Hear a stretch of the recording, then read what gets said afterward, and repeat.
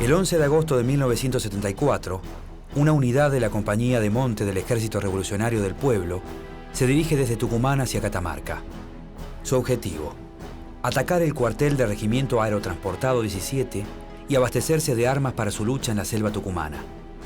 Antes de iniciar la acción, mientras se cambian y se pertrechan en un colectivo, la policía los detecta. Luego de un breve enfrentamiento, los guerrilleros logran huir divididos en dos columnas. Durante la retirada, un grupo se desorienta y se refugia en una capilla ubicada en la sierra. Pero al día siguiente, las fuerzas de seguridad los rodean y tras un intenso combate se rinden. Desarmados y sin posibilidad de defenderse, los prisioneros son fusilados. Aquí se registró el enfrentamiento entre efectivos de seguridad y extremistas. Perecieron, como ya se anticipó, 16 miembros de la organización declarada ilegal. Comienza así la denominada Guerra Sucia contra la guerrilla rural, que pocos meses después tendrá un nombre oficial: el Operativo Independencia.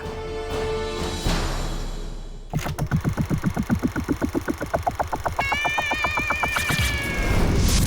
Fuerzas Armadas. El pueblo está firme y decidido a construir su destino por más represión que se aplique. Es la primavera de 1959. Han pasado 4 años desde la revolución que derrocó a Perón, y su partido continúa proscripto.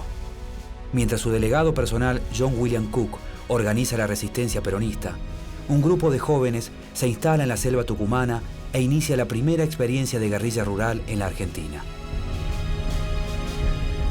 Bajo el mando de Enrique Manuel Mena, llamado el comandante Uturunco, asaltan una comisaría en la localidad de Frías. El nombre que eligen para realizar su primera operación militar es Movimiento de Liberación Nacional, pero serán conocidos popularmente como los Uturuncos. Aunque obtienen repercusión nacional, su vida es efímera. En enero de 1960, el grupo es cercado y luego desbaratado por la policía. A pesar del accionar efectivo de las fuerzas de seguridad, los intentos aislados por establecer una guerrilla rural resurgirán en los años siguientes. En 1959, el triunfo de la Revolución cubana ejerce gran influencia en muchos movimientos políticos latinoamericanos al demostrar que es posible la toma del poder a partir de un foco guerrillero. Esta idea es formulada por Ernesto Guevara en su texto La Guerra de Guerrillas. Allí plantea que cuando no están dadas las condiciones políticas para llevar adelante una revolución, un pequeño foco guerrillero rural puede acelerar este proceso y producir un levantamiento popular. Siguiendo el ejemplo cubano, y a veces con su apoyo, distintas organizaciones guerrilleras surgen a lo largo de América Latina. En 1963, durante el gobierno del presidente Ilia, se instala en Salta el Ejército Guerrillero del Pueblo.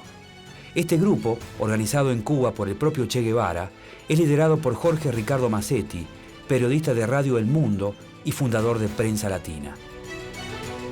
A los pocos meses de iniciar su actividad, el EGP es cercado por tropas de gendarmería al mando del general Julio Alzogaray, que rápidamente lo derrotan.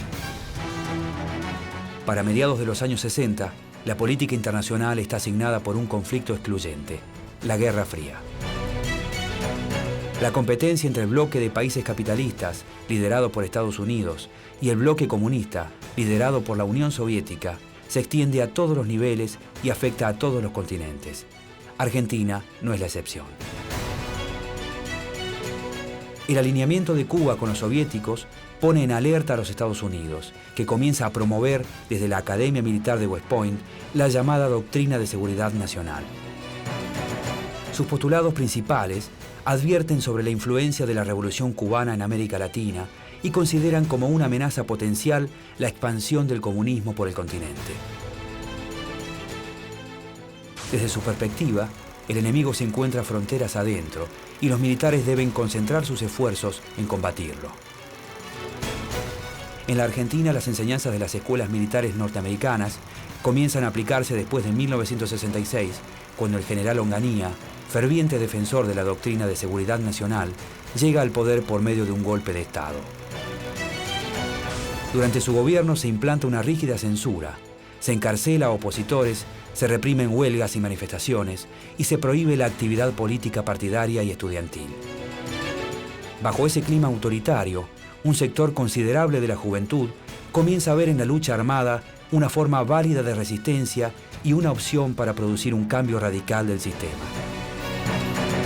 En 1967, la muerte de Che Guevara en Bolivia, mientras intentaba propagar la guerrilla por Latinoamérica, convierte al comandante argentino en un símbolo para toda una generación de jóvenes. Luego de su muerte, las organizaciones armadas en nuestro país se multiplican. Al año siguiente, un grupo perteneciente a las Fuerzas Armadas Peronistas, FAP, establece un campamento en Tacorralo, provincia de Tucumán. Es el tercer intento guerrillero por establecer un foco rural en Argentina. Pero el 20 de septiembre de 1968, sus integrantes son descubiertos y tras una intensa represión, la policía los detiene.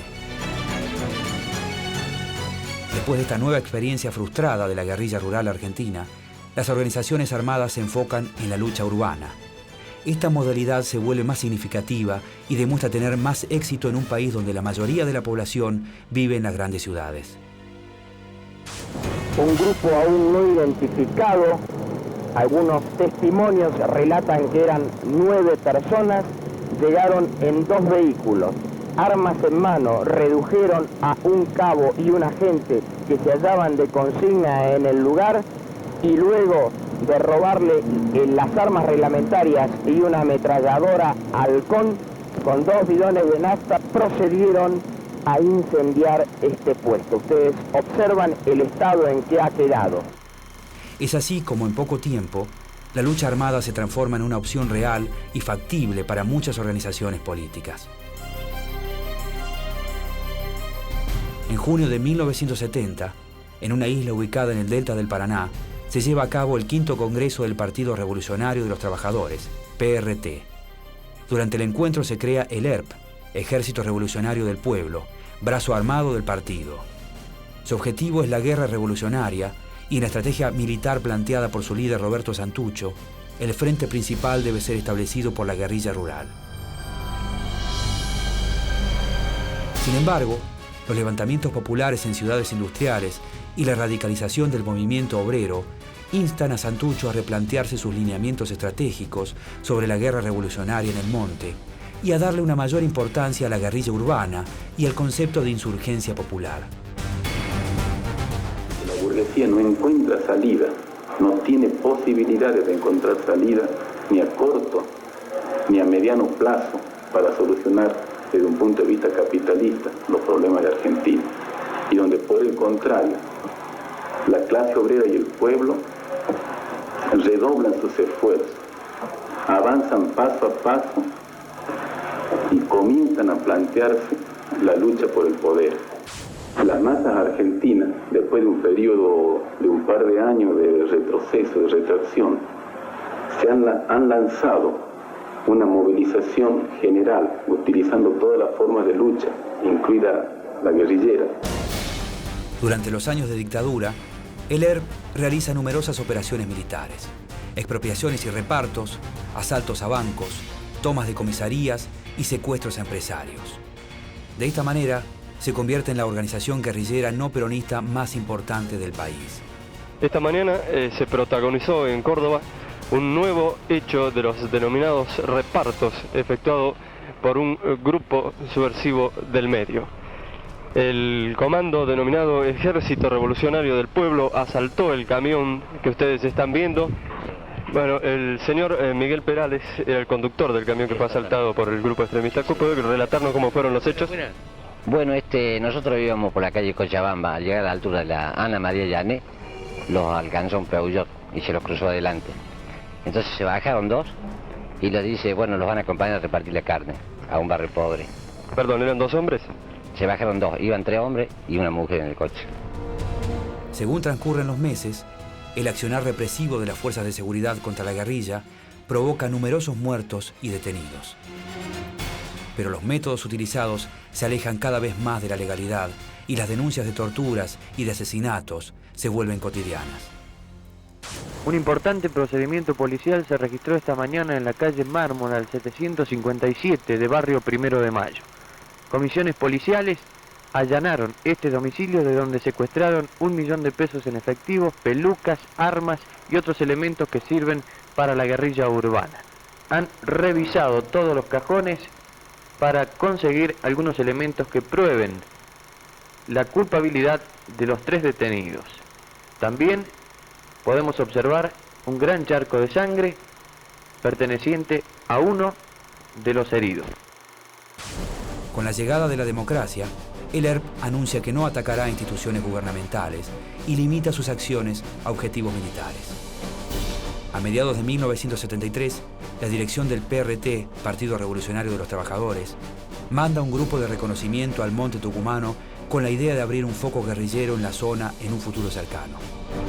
En diciembre de ese año, Santucho envía una carta a Fidel Castro en la que le pide apoyo y entrenamiento para lanzar la guerrilla en el monte.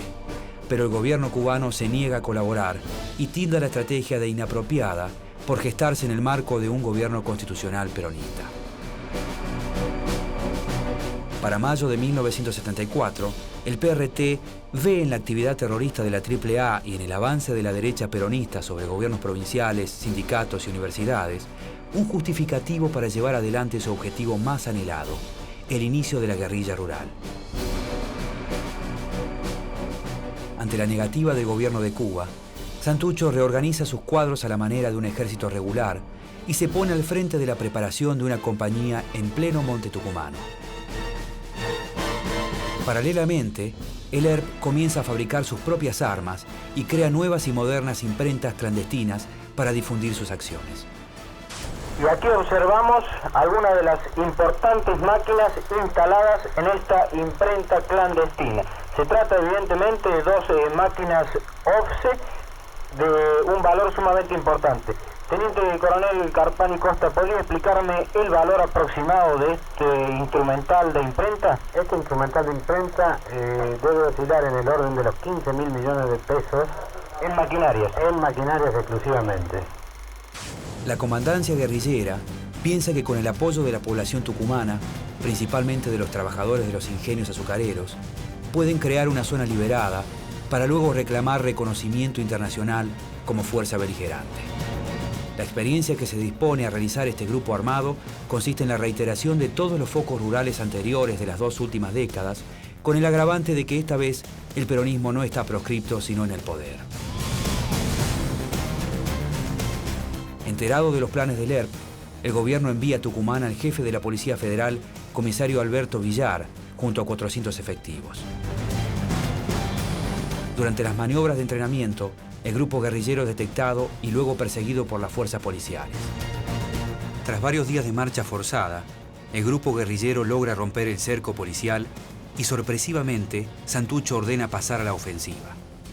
El 30 de mayo de 1974 ingresan a la localidad de Acheral, toman la comisaría, en donde se encuentra una de las bases de comunicaciones de la policía, y ocupan el ferrocarril. Con esta acción hace su presentación pública la compañía de monte Ramón Rosa Jiménez y se inicia el 4º foco de guerrilla rural en Argentina. Luego de la operación, los integrantes de la compañía se dispersan en los centros urbanos. En las semanas siguientes, la conducción del ERP prepara un ataque combinado en el monte y la ciudad para reiniciar el foco rural. Según lo planeado, el 11 de agosto de 1974, la Compañía Decididos de Córdoba y la Compañía de Monte Rosa Jiménez inician de manera simultánea las operaciones contra la Fábrica Militar de Explosivos de Villa María y el Regimiento 17 de Infantería Aerotransportada de Catamarca. Durante el ataque a Villa María, los guerrilleros secuestran al mayor Larrabure y obtienen gran cantidad de armamento que piensan destinar para la lucha en Tucumán. Sobre la ruta nacional número 9 que conduce a Buenos Aires, a 5 kilómetros de la ciudad de Villa María, está ubicado un camino lateral que conduce hacia la Fábrica Militar de Armas y Explosivos. Sobre un camino lateral del establecimiento, a 1,5 kilómetros aproximadamente, está el motel. Aquí llegaron el sábado a las 21:30 aproximadamente los extremistas.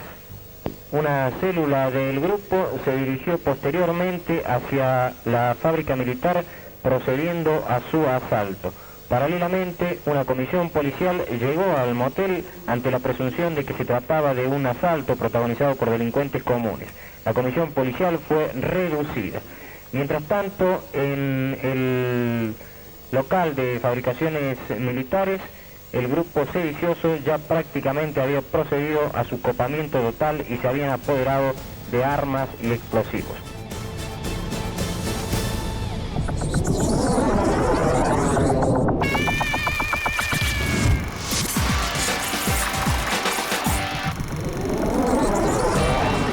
Aunque para el ERP la misión parece haber finalizado con éxito, al poco tiempo la mayoría de las armas son recuperadas por la policía. Aquí tenemos el importante material. Si usted me permite, vamos a empezar a recorrerlo con nuestras cámaras. Yo les quiero adelantar algo. Esto es la totalidad de todo el armamento que fuera sustraído en la fábrica de Villa María. Me interesaría conocer también si se han producido detenidos. Sí, exactamente. Hay detenidos.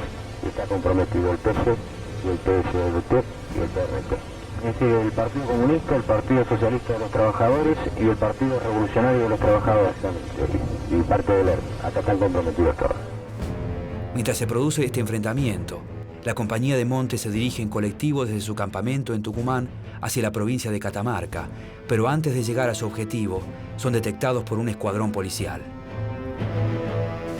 Este es el ómnibus en que se encontraban los extremistas. Al ser avistados por la policía se originó un nutrido tiroteo que culminó con la muerte de 2 extremistas, hiriendo además a 2 agentes de policía. Tras este enfrentamiento, los sediciosos emprendieron la fuga en distintos vehículos que se encontraban también en el lugar. Desde allí fueron hacia Piedra Blanca, a unos 5 kilómetros de ese lugar, donde se alojaron tras la iglesia de Nuestra Señora del Rosario. Luego, la policía detuvo a 2 de los jóvenes que habían ido a comprar alimentos a una panadería ubicada a 1 kilómetro de la mencionada iglesia. Bueno, ellos estaban con una ropa como de militar, no sé, ropa de faquina, ¿no? Pero en la parte de abajo estaban todos deshechos. ¿Y la policía dónde los apresó? ¿Dónde los apresó? Exactamente. En la casa de Saleme. Al salir del negocio de Saleme los... Señora, usted los atendió a los 2 muchachos que ingresaron acá a comprar distintos productos, ¿verdad? Sí, yo los atendí. Cuando sentí la voz que dijeron, pónganse las manos en la nuca y tírense al piso. Cuando yo miré, ya estaban en el piso y la policía los requisaba a ellos. Es decir, que la policía los redujo aquí mismo dentro del local. Sí, adentro del local, y los llevaron. Este es el frente de la tienda de comestibles de propiedad del señor Saleme. Aquí, frente al local, fueron detenidos 2 de los extremistas, lo que permitió luego a la policía ubicar el paradero de los restantes, originándose ese cruento tiroteo que culminó con la muerte de los 16 sediciosos. Luego de recibir esta noticia, se decide desde la comandancia tomar represalias.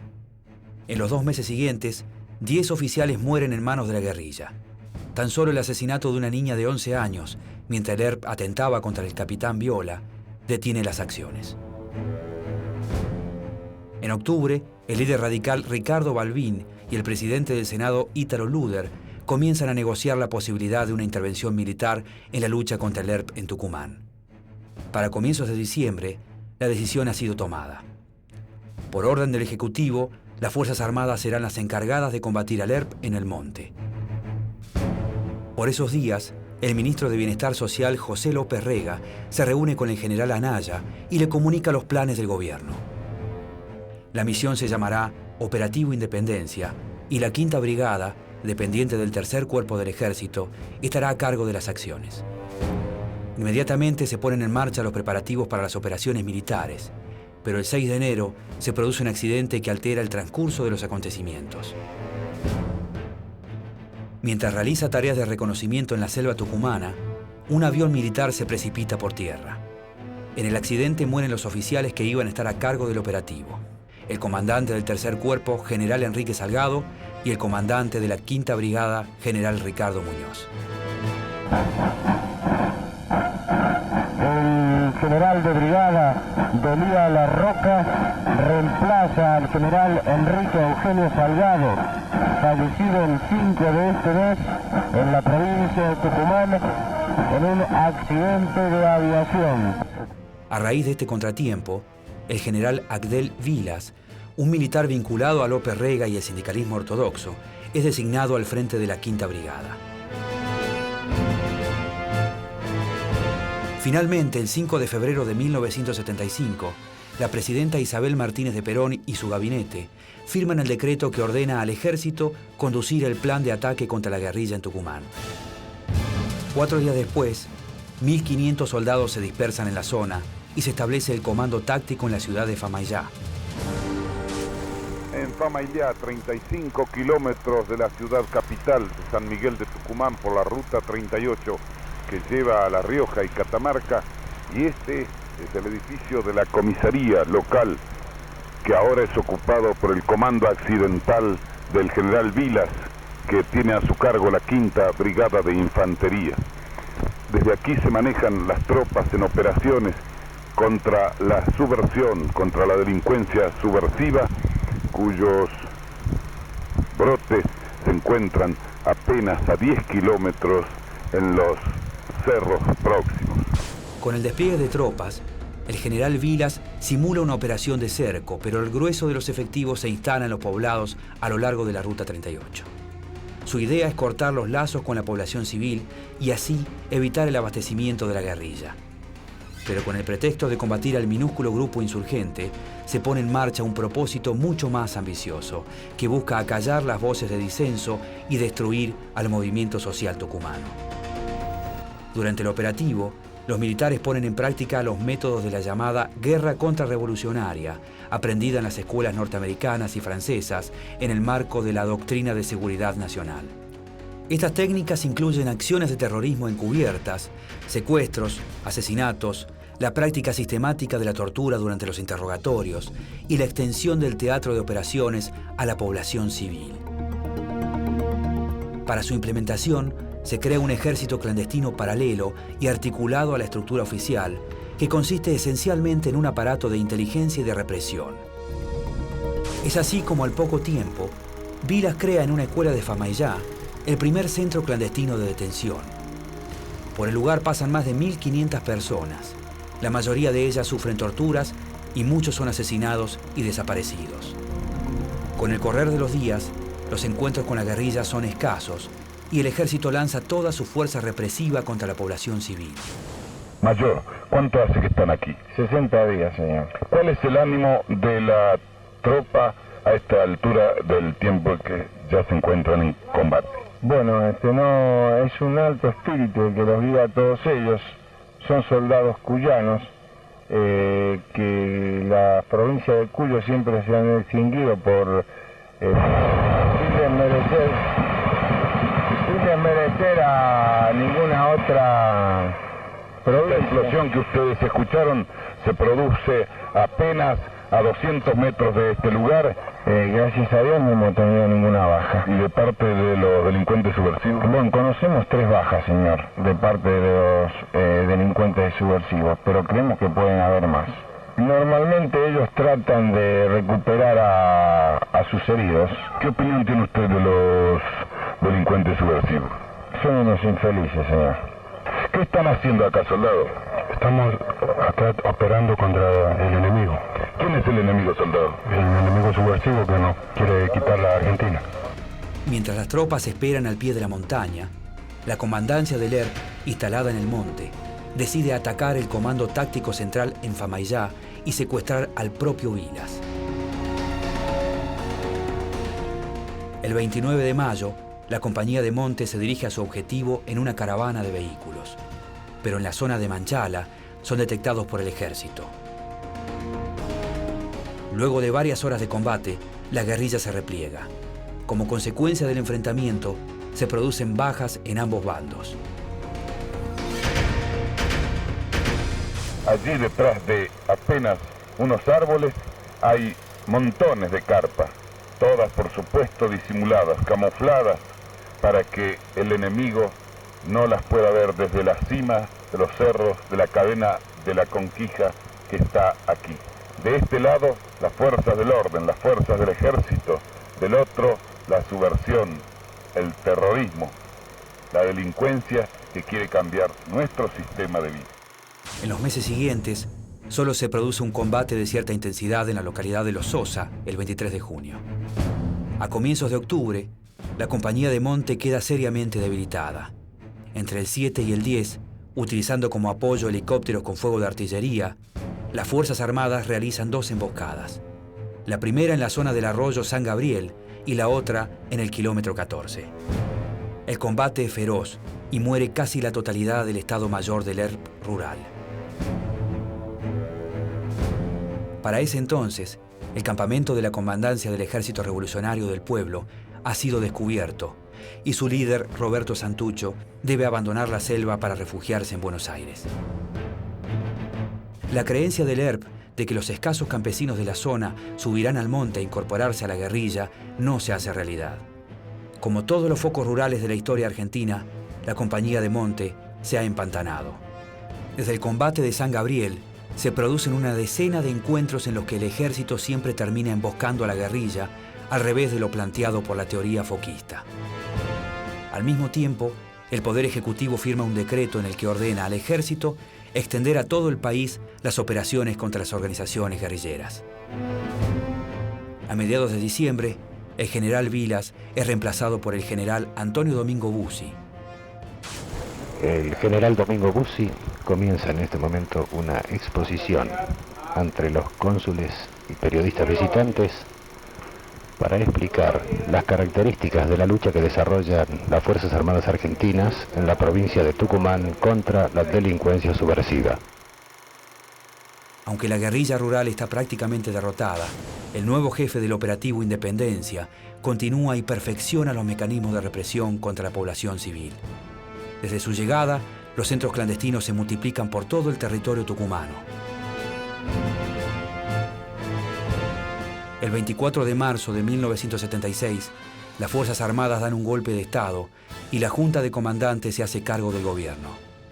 A partir de ese momento, el plan represivo practicado durante el operativo Independencia en Tucumán se pone en marcha en todo el territorio nacional de manera sistemática y organizada.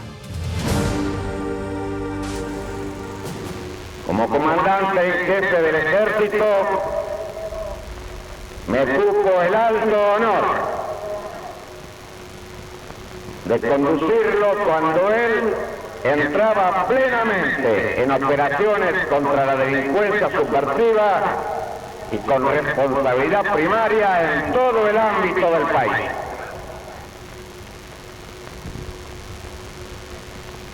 La decisión, el valor, el espíritu de sacrificio fueron virtudes que afloraron en cada uno de estos soldados. Por eso hoy el ejército argentino puede gustar del galardón de la victoria.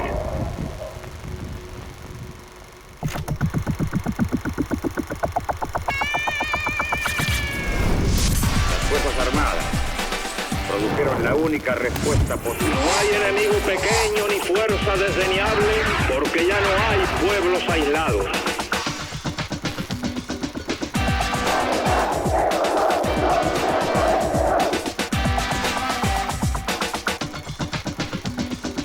Hemos llegado a la Revolución Argentina